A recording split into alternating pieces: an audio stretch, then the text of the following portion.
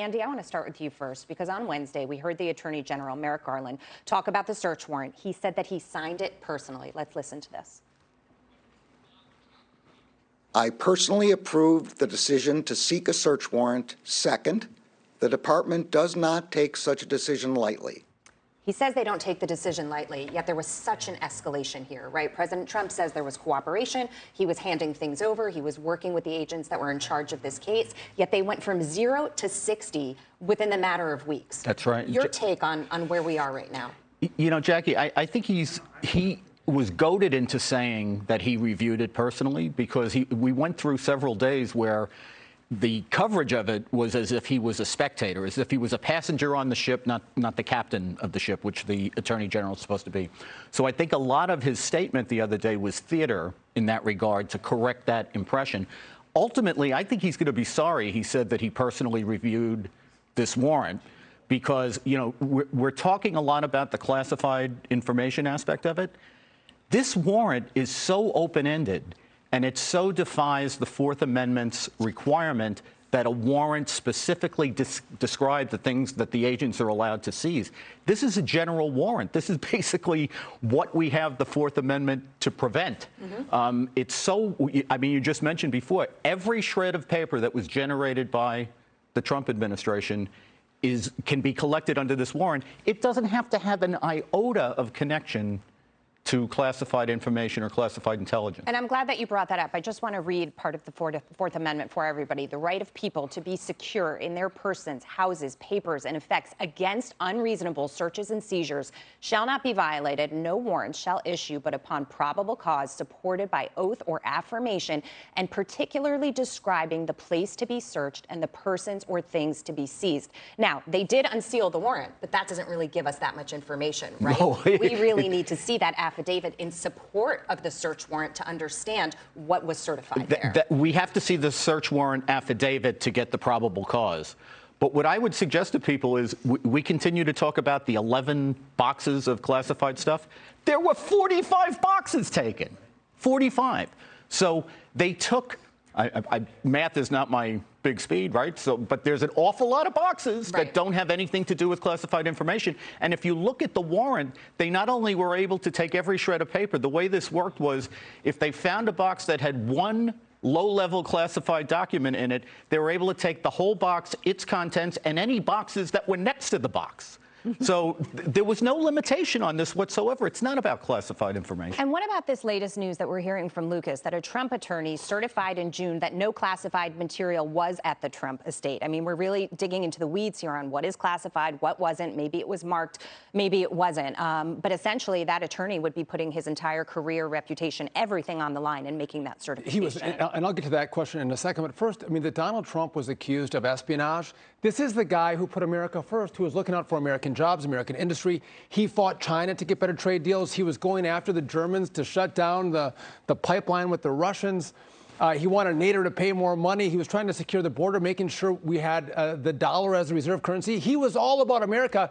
That this guy would be the one who's going to commit espionage is on belief, I think, even for Democrats. But to your point, and to Andy's point as well, this search warrant was so broad, it said in the warrant, this is indicative of what they were actually looking for. It says, all physical documents and records constituting evidence, contraband, and fruits of a crime. Now, if you want to go after classified information, they could have specified classified information.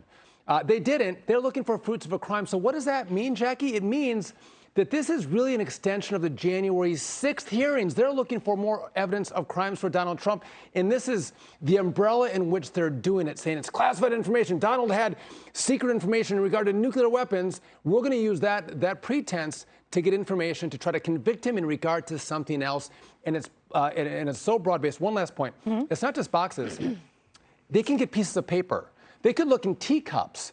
All throughout his house, little crannies and nooks all over the house they could search, because that's where Donald Trump could have stashed one little slice of paper that could have been top secret, and therefore they can search it. They had carte blanche in this whole house. Right. And we also have a soundbite from John Solomon. He's talking about how Trump's office essentially said that he had a standing order that the documents taken to his residence were declassified. Let's listen.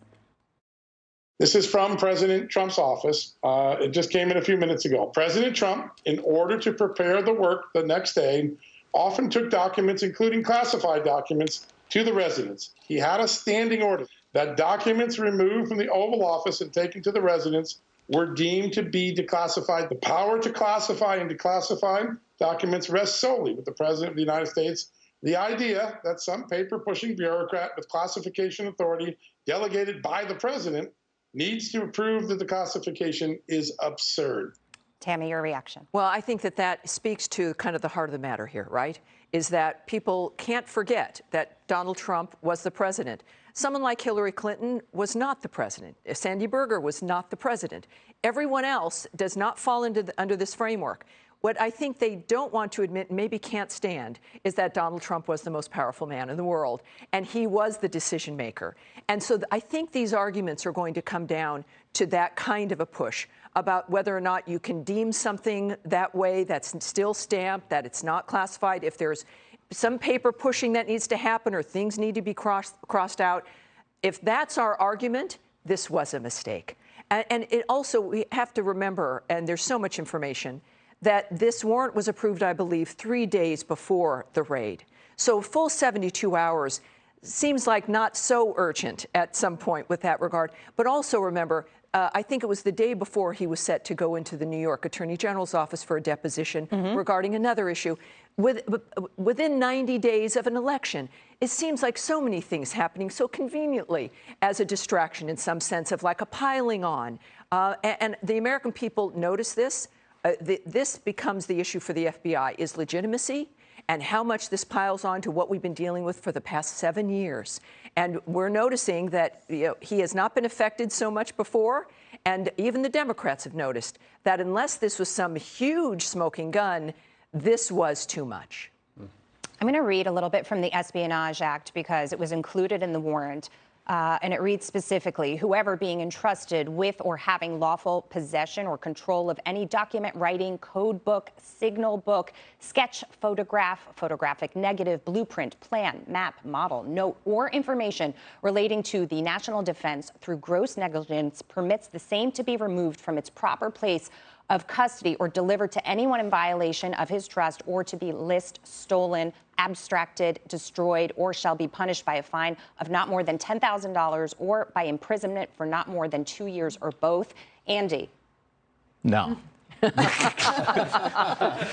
Well, look, that sounds like it covers everything, right? And the warrant covers everything, so we got everything covered. They are not going to prosecute him on the Espionage Act. And I would again point out that there were 3 statutes that are cited in the warrant. 2 of them have nothing to do with classified information. It's just government records. So I think the objective here was to gather as much information as they could. They used, when I say pretextual, I'm not saying that they lied to get the warrant, but they had the excuse of going in to get the classified information, so they exploited it to get everything. Exactly. So if they went in and they found something else that they deemed to be in the commission of another crime, it wasn't necessarily with respect to these documents, they could take it. They could use their judgment at that point and take it. The law says that. So, for example, if the agents go in and they are looking for crime A and they see obvious evidence of crime B, if I go in on a gun case and I see a pile of narcotics on the table, I can take the narcotics. I'm not required to turn a blind eye to it. But here, they had a warrant that told them they could take everything. And it's not tied to particular crimes, and it's certainly not tied only to classified crimes. Right. So I don't see this ever resulting in a classified information indictment. I think what they're trying to do is they're trying to make a fraud on the government or obstruction of Congress case on Trump in connection with January 6th, and they're hoping they hit a home run. It's a fishing expedition, and it proves his argument that it's him against a system that's after him and that this was political. We're going to have to leave it there. Hey, Sean Hannity here. Hey, click here to subscribe to Fox News YouTube page and catch our hottest interviews and most compelling analysis. You will not get it anywhere else.